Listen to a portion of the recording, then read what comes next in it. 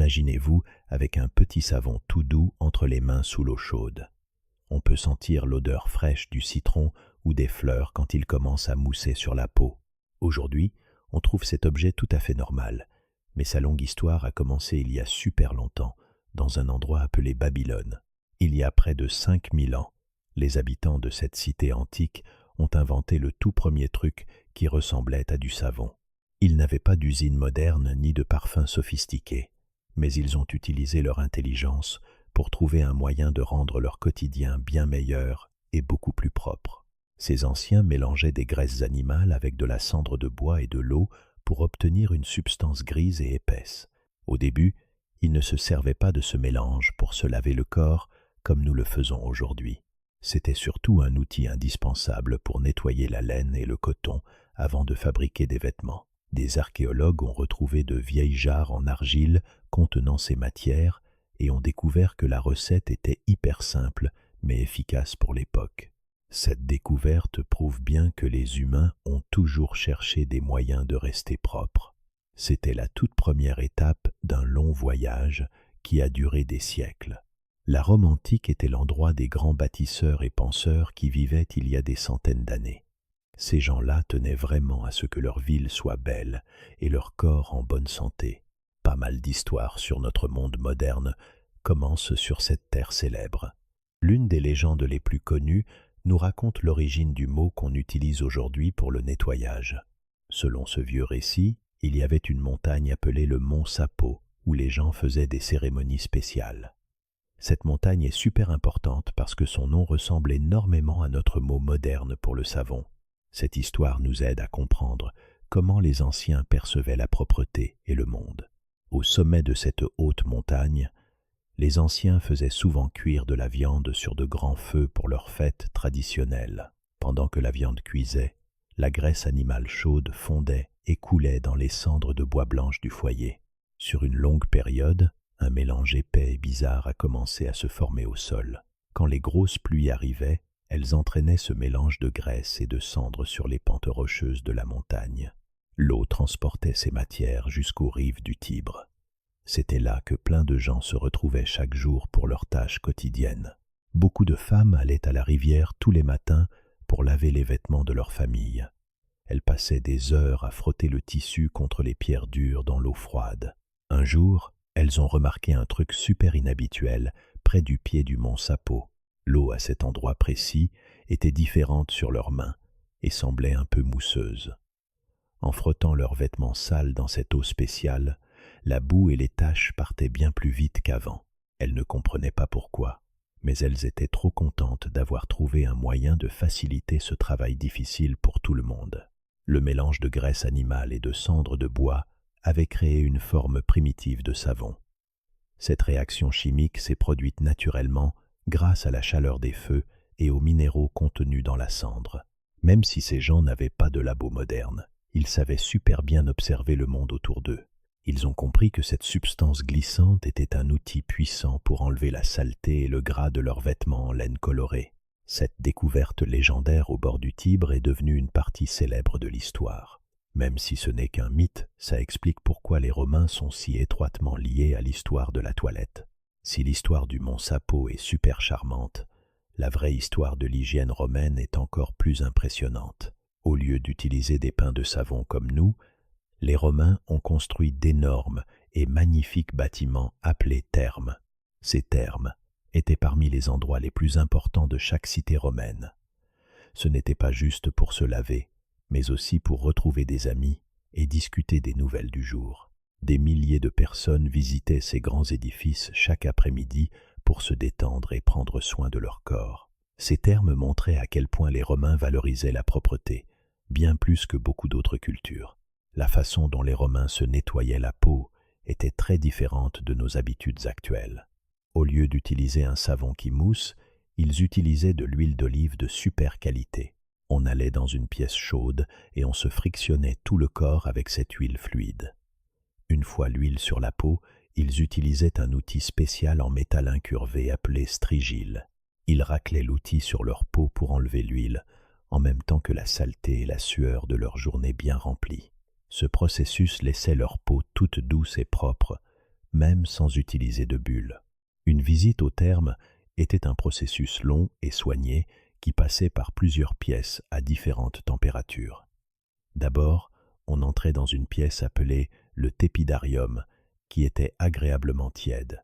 Après y avoir passé un moment, on passait au calidarium, une pièce très chaude et pleine de vapeur. La chaleur aidait à ouvrir les pores pour que la saleté sorte plus facilement. Enfin, on sautait dans un bassin d'eau froide appelé le frigidarium pour se rafraîchir et refermer les pores.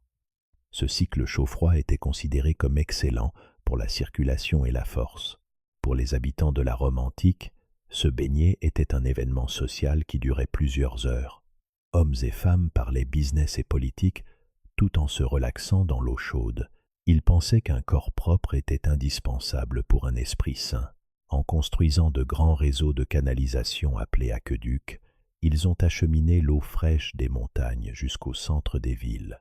Cet approvisionnement constant en eau propre permettait de faire fonctionner les thermes tous les jours. Leur engagement envers l'hygiène a aidé l'Empire romain à rester puissant pendant des centaines d'années. Ce focus sur la santé a été un progrès majeur. Même s'ils n'avaient pas les savons pratiques qu'on a aujourd'hui, les Romains étaient les rois de la propreté. Ils ont utilisé les matériaux qu'ils avaient pour créer un monde bien plus propre que ceux d'avant. La légende du mont Sapo nous rappelle que le chemin vers l'hygiène moderne a commencé par de simples observations de la nature. Ces anciens ont ouvert la voie aux générations futures pour améliorer ces méthodes. En regardant leurs grands thermes en pierre, on comprend que l'idée de base du lavage a toujours été bien plus que de simples gestes pour enlever la saleté de la peau. Pendant les longues années du Moyen Âge, le savoir-faire de la fabrication du savon a commencé à voyager à travers tout le continent européen. Au fil des déplacements, les gens partageaient plein de secrets sur la façon de garder les choses propres. Cette période a été super importante car elle a changé la vision des humains sur leur confort personnel et leur santé. Dans beaucoup de petits villages, on utilisait encore des méthodes très simples, mais dans les villes en pleine croissance, les choses commençaient à bouger assez vite. Les savonniers se sont mis à tester de nouveaux ingrédients trouvés dans la nature pour améliorer leur travail et créer quelque chose de vraiment spécial. Les régions chaudes près de la mer Méditerranée sont devenues les endroits les plus célèbres pour ce commerce florissant. Dans de magnifiques villes comme Venise, Marseille et Castille, les ouvriers ont découvert qu'ils avaient accès à de superbes ressources naturelles. Au lieu d'utiliser les graisses animales lourdes et malodorantes, ces gens malins ont commencé à utiliser de l'huile d'olive claire et dorée. Ce fut un changement majeur dans l'histoire des produits de nettoyage. L'huile d'olive rendait le savon beaucoup plus léger et agréable au toucher. Ces premiers fabricants passaient des heures à perfectionner leur art pour s'assurer que chaque savon produit était de la plus haute qualité. Ces nouveaux pains de savon étaient très différents des substances sombres et rugueuses utilisées autrefois. Comme ils étaient faits à base de plantes, ils n'avaient pas l'odeur forte ou désagréable des vieilles graisses animales. Au contraire, ils avaient un parfum frais et naturel que les gens appréciaient vraiment. Quand on utilisait ce savon, c'était super doux et fluide sur la peau. Ça ne provoquait pas les mêmes irritations ou rougeurs que les anciens produits de nettoyage. Cela rendait l'acte de se laver beaucoup plus agréable pour ceux qui avaient la chance de posséder ce produit de luxe. Dans la ville bouillonnante de Venise, les marchands rapportaient des huiles exotiques et des parfums de contrées lointaines pour les ajouter à leurs recettes de savon. Venise était un centre du commerce mondial, donc les fabricants y avaient accès aux meilleurs ingrédients du monde entier. Ils travaillaient dans de petites boutiques, mélangeant leurs huiles avec beaucoup de soin et de patience. Les gens de nombreux pays voulaient acheter du savon vénitien parce qu'il était réputé pour être le plus luxueux. La ville est devenue célèbre pour ses standards élevés et ses beaux produits. Cela a aidé l'économie locale à se développer et a fait des savonniers des membres respectés de la société. De l'autre côté de la mer, en France, la ville de Marseille devenait aussi un leader mondial dans l'art de la savonnerie. Les ouvriers y suivaient des règles très strictes pour garantir que leur savon soit toujours de la même qualité. Ils utilisaient les nombreux oliviers qui poussaient au soleil autour de la ville pour se fournir en huile. Ce type de savon spécifique est devenu célèbre sous le nom de savon de Marseille. Et on en parle encore aujourd'hui. Le processus était lent et demandait beaucoup de main-d'œuvre, mais les résultats en valaient la peine. Chaque savon était soigneusement façonné et marqué d'un sceau pour indiquer son origine. Dans la région de Castille en Espagne, les fabricants ont mis au point un type de savon blanc très spécial, réputé pour sa pureté extrême. Contrairement à d'autres savons qui pouvaient être bruns ou verts, le savon de Castille était éclatant et propre. Il était fabriqué uniquement avec la meilleure huile d'olive et était assez doux pour les peaux très sensibles. Comme il était si pur, il est devenu le favori des familles royales et des nobles à travers toute l'Europe. Le secret de fabrication de ce savon blanc était jalousement gardé par les familles locales. Elles étaient très fières de leur capacité à créer un objet aussi beau. Même si le savon devenait de plus en plus populaire, ça restait un luxe coûteux que la plupart des gens ne pouvaient pas s'offrir. Les ingrédients comme l'huile d'olive fine et les parfums importés coûtaient très cher. De plus, fabriquer le savon prenait des semaines de travail acharné et d'attente minutieuse. Cela signifiait que seules les familles riches et les hauts fonctionnaires en avaient chez eux. Pour un travailleur normal, un savon pouvait coûter autant qu'une semaine de nourriture. La plupart des gens continuaient à utiliser de l'eau claire ou des mélanges très simples pour se nettoyer et laver leurs vêtements. Pour protéger leur commerce, les savonniers se sont regroupés en organisations appelées guildes. Ces guildes étaient comme des structures modernes qui fixaient les règles pour tout le monde dans la profession. Elles décidaient de qui pouvait devenir savonnier et comment les produits devaient être fabriqués. Si quelqu'un voulait apprendre le métier, il devait travailler comme apprenti pendant des années. Les guildes gardaient aussi leurs recettes secrètes pour que les gens des autres villes ne puissent pas copier leur travail. Ce système a permis de maintenir un haut niveau de qualité et a garanti que les fabricants puissent bien gagner leur vie grâce à leurs compétences spécialisées et complexes. À la fin du Moyen Âge, le commerce du savon était devenu l'une des industries les plus importantes d'Europe. Les méthodes développées par les fabricants de la région méditerranéenne ont changé la façon dont on percevait la propreté et le confort. Même s'il n'était pas encore accessible à tout le monde, l'idée d'utiliser un savon agréable se répandait aux quatre coins du continent. Ces travailleurs qualifiés ont posé les bases de l'hygiène personnelle de demain. Ils ont prouvé que le savon pouvait être plus qu'un simple outil. Il pouvait être un beau produit qui améliorait la vie de ceux qui l'utilisaient. À la fin des années 1700, le monde commençait à changer de façon radicale. À cette époque, le savon était encore un luxe réservé aux riches. La plupart des familles ordinaires devaient fabriquer leurs propres produits d'entretien à la maison avec de très vieilles méthodes. C'était difficile et les résultats n'étaient pas toujours géniaux pour laver le linge ou la peau. La raison principale pour laquelle le savon coûtait si cher, c'est que l'un des ingrédients essentiels était très dur à trouver. Cet ingrédient s'appelait le carbonate de soude et il était indispensable pour transformer les graisses en vrai savon pour la maison. Avant cette période charnière de l'histoire, les savonniers devaient brûler d'énormes quantités d'algues ou d'autres plantes pour obtenir juste un petit peu de carbonate de soude. C'était un processus super lent et fatigant qui coûtait une fortune aux propriétaires d'usines. Comme les matières premières étaient rares, les savons finis se vendaient très cher sur les marchés. Beaucoup de familles pauvres devaient s'en passer pendant des semaines ou même des mois parce qu'elles n'avaient pas les moyens. Tout le monde savait qu'il fallait trouver un meilleur moyen de produire cet ingrédient clé pour que le monde entier puisse en profiter. En 1783, l'Académie des sciences de France a offert une très grosse récompense à quiconque résoudrait ce problème. Il voulait qu'un scientifique trouve un moyen de fabriquer du carbonate de soude à partir du sel de mer ordinaire qu'on trouvait partout. Un chimiste français brillant nommé Nicolas Leblanc a décidé de relever ce défi difficile. Il a passé de longues heures dans son laboratoire pour trouver la réaction chimique parfaite. Il était convaincu que s'il pouvait utiliser du simple sel, le monde aurait une source inépuisable d'ingrédients pour fabriquer des produits de nettoyage pour chaque personne. Après des années de travail acharné, Nicolas Leblanc a enfin découvert un processus efficace en 1791. Sa méthode utilisait de l'acide sulfurique, du charbon et du calcaire pour transformer le sel commun en précieux carbonate de soude.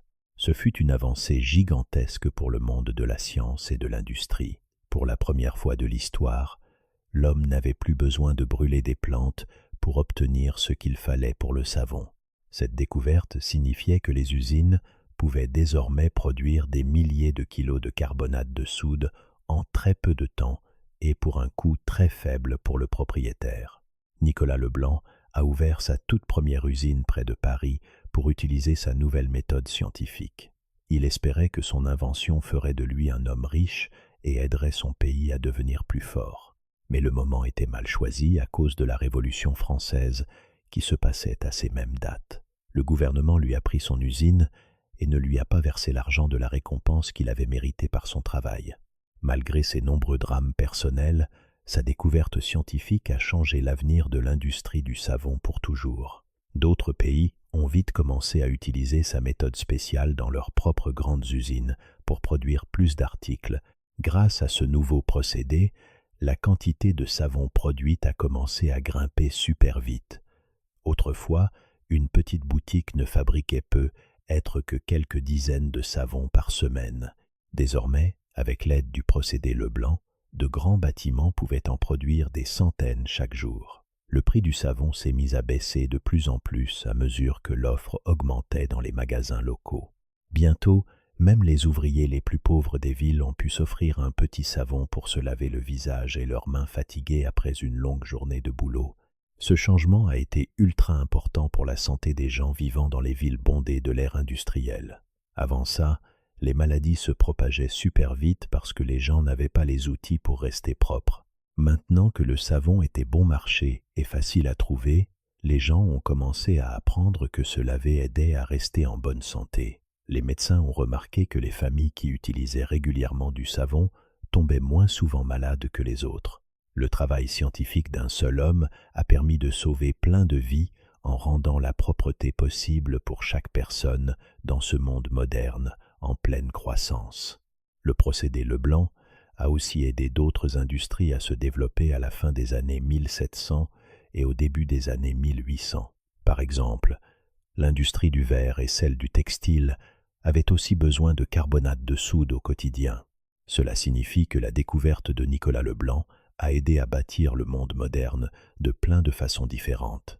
Mais l'impact sur le savon a été le changement le plus visible pour les familles ordinaires en Europe. Elles pouvaient enfin apprécier le fait d'être propres sans dépenser tout leur argent dans un seul article de luxe chez un marchand spécialisé d'une grande ville animée. En regardant en arrière, on voit bien comment la science et la vie quotidienne sont liées. Un chimiste travaillant avec du sel et de l'acide dans un petit labo a permis à des millions de gens d'améliorer leur hygiène personnelle. C'était le début de la fin pour les vieilles méthodes de fabrication artisanale par petits lots. L'ère de l'usine était arrivée, et avec elle, la promesse d'une vie plus propre et plus sûre pour tout le monde. Le savon n'était plus réservé aux rois et aux reines. C'était devenu un outil accessible à toute l'humanité. Au milieu des années 1800, le monde a commencé à changer super vite avec la révolution industrielle. De gigantesques usines avec de hautes cheminées ont surgi dans beaucoup de grandes villes du monde. Ces usines utilisaient de nouvelles machines qui travaillaient bien plus vite que n'importe quelle main humaine. Pour la toute première fois, on pouvait produire des vêtements, des outils et du savon en quantité massive. Avant, fabriquer un seul savon demandait énormément d'efforts et des heures de travail lent. Désormais, les nouvelles machines pouvaient mélanger d'énormes quantités d'ingrédients dans des cuves géantes en métal pour créer des centaines de savons d'un coup. Les grandes entreprises y ont vu une super opportunité de gagner de l'argent en vendant ces savons à tout le monde. Elles ont construit d'énormes bâtiments entièrement dédiés à la science du nettoyage. Ces entreprises embauchaient plein d'ouvriers qui passaient leur journée à surveiller le liquide bouillant et à couper le savon fini en forme parfaite. Comme ils produisaient énormément, le coût de fabrication de chaque savon a chuté. Résultat, les entreprises pouvaient vendre leurs produits pour juste quelques petites pièces. Pour la première fois, n'importe qui pouvait entrer dans une boutique locale et trouver une pile de savon qui l'attendait sur une étagère en bois. Les patrons de ces usines ont compris que les gens voulaient plus qu'un simple outil de nettoyage. Ils voulaient quelque chose de spécial qui sentait bon pour leur toilette du matin. Pour rendre leurs produits plus attractifs, les entreprises ont commencé à ajouter des parfums sympas, comme la lavande, la rose et le citron au mélange. Elles ont aussi découvert comment ajouter des couleurs vives pour que les savons soient jolis dans la salle de bain. Un simple bloc marron ne suffisait plus aux clients modernes du XIXe siècle. Ces petits changements ont fait du simple fait de se laver un petit moment de luxe pour les familles ordinaires. Chaque entreprise voulait s'assurer que les gens se souviennent de son produit. Elles ont commencé à donner des noms accrocheurs à leurs savons et à les emballer dans du papier décoratif pour les garder propres. C'était le début des marques célèbres que certains reconnaissent encore aujourd'hui. En mettant leur nom sur l'emballage, les fabricants gagnaient la confiance des clients. Si une famille aimait un savon précis, elle cherchait ce même nom la fois d'après au marché. Cette concurrence entre les entreprises a poussé tout le monde à rendre son savon meilleur et plus abordable que celui des voisins ou des rivaux. Pour vendre tout ce nouveau savon, les entreprises ont commencé à utiliser des publicités intelligentes dans les journaux et sur de grandes affiches colorées. Ces pubs étaient faites pour capter l'attention des passants dans les rues animées. Les images montraient souvent des enfants joyeux avec le visage propre ou des femmes élégantes à la peau éclatante. Les messages disaient qu'utiliser du savon rendrait la vie meilleure et les maisons bien plus agréables. C'était une nouvelle façon de parler aux clients, du jamais vu. Ça a transformé le savon en quelque chose que les gens ne se contentaient pas de devoir avoir, mais quelque chose qu'ils avaient vraiment envie de posséder et d'utiliser tous les jours. À la même période, les scientifiques faisaient des découvertes importantes sur les causes des maladies. Ils ont compris que de minuscules trucs invisibles appelés microbes vivaient sur les mains sales et propageaient des maladies.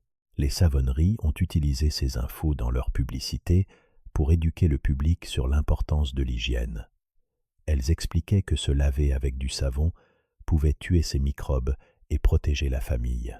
C'était un message super percutant, parce que beaucoup de gens avaient peur de tomber malades. D'un coup, se laver les mains n'était plus seulement pour enlever la poussière, mais c'était devenu un moyen vital de protéger sa santé et celle de ses proches.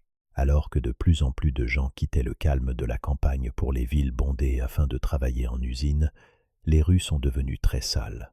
Des milliers de familles vivaient les unes sur les autres dans de petits immeubles où les microbes circulaient facilement. Rester propre est devenu bien plus difficile dans ces environnements poussiéreux et enfumés.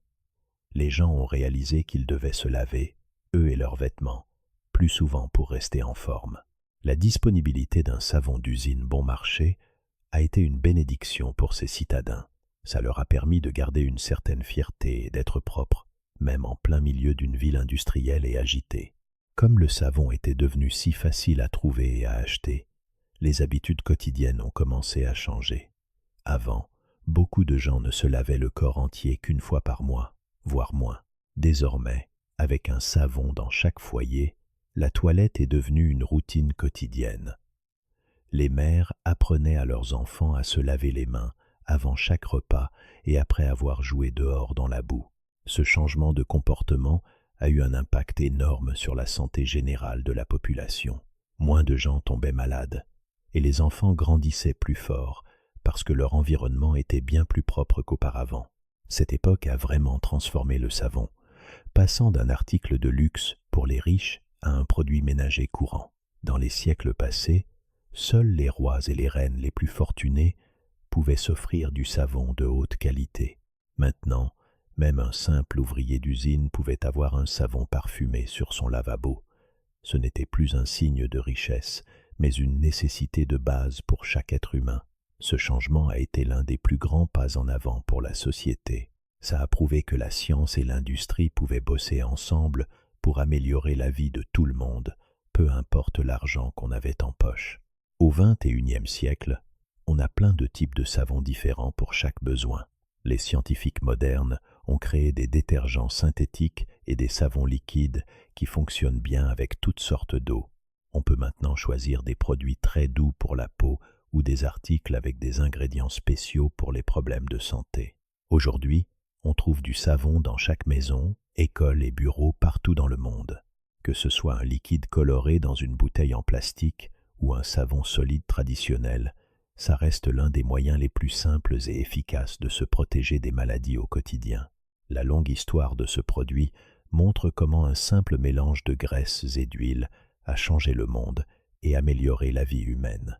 Même si on a une technologie de pointe aujourd'hui, l'idée de base de nettoyer la saleté reste essentielle pour notre survie. On l'utilise pour protéger nos familles et garder nos environnements propres. De l'ancienne cité de Babylone à nos cuisines modernes, le savon a été un héros discret de l'histoire humaine. Il nous rappelle que même les petites inventions peuvent avoir un impact massif sur le monde à travers les millénaires. Si vous avez écouté jusqu'ici, n'hésitez pas à liker et à vous abonner pour suivre nos prochaines vidéos.